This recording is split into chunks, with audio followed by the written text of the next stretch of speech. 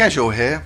This week's Dev News Thursday has been met with a lot of negativity by the community and some content creators. But I think that they are wrong, and in this video I'll tell you why. Let's get into it. There were two main topics covered in the news this week.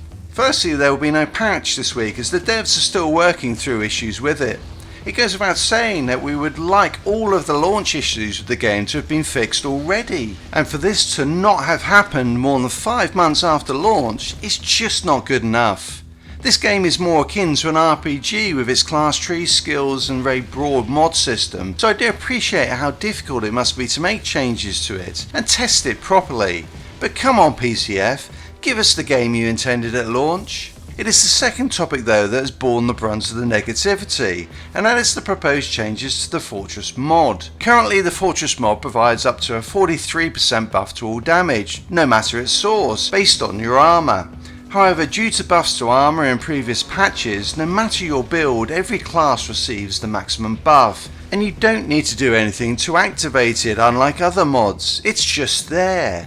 In the dev news, PCF stated that the shape of this current meta generally has led to a stagnation of build diversity, an over-reliance on a very small amount of specific mods, as well as an under-reliance on the vast majority of other mods. And let's be honest, they're right. If you're running an anomaly power build, it is a no-brainer to slot the Fortress mod.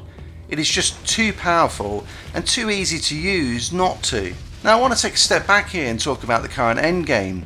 If you think that completing expeditions on CT15 is the endgame, then I think that you've got it wrong.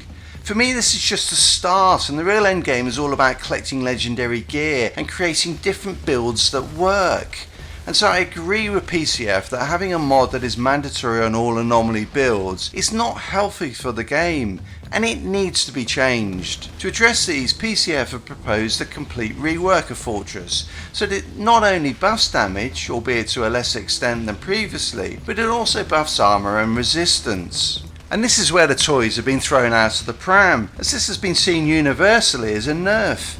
In particular for anomaly power builds, the requirement to land shots is clearly an issue, as they use their skills rather than shooting things, making this a very difficult mod to activate efficiently. So they are right, it is a nerf.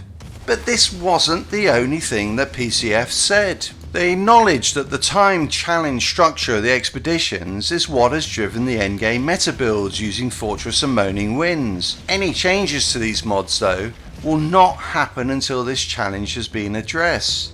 In particular, they said that you therefore do not need to worry about overly disruptive changes to the current power balance as long as the overall end-to-end endgame experience exists in its current form. They are talking about new content here, and that content is not time-based. And this has got me very excited indeed. It is clear that the new Fortress is meant to be a mod for tanks, and not just a general DPS buff. Does that mean that we are going to be getting game modes where tanks are needed to soak up damage, while other squad members deal damage, crowd control, or even group heal?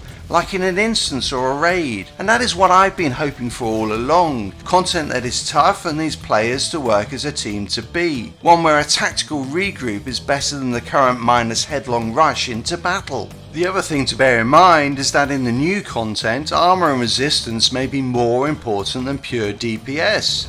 And so this change to Fortress may actually be a buff. We need to look beyond the narrow vision that is DPS is everything to a game where different attributes are just as important. And that is not all that PCF said. As part of our upcoming wider rebalance, we will be buffing many other mods, some legendary gear sets and, if possible, certain aspects of the class skill trees. So the changes to Fortress will not be made in a vacuum, and we will hopefully see anomaly power builds buffed in different ways to offset the changes being made, something that no one seems to be mentioning. PCF want players to remain as powerful as possible, and they also want to see more build diversity and different playstyles, which I think can only be a good thing for the long-term health of the game. Finally, to my fellow content creators, I would say that I get that negativity sells, but let's make sure we are presenting the entire picture before doing so. This could still be a nerf, or it could be the start of an exciting new chapter in this game. Let me know your thoughts on this in the comments below. Until next time, Casual out.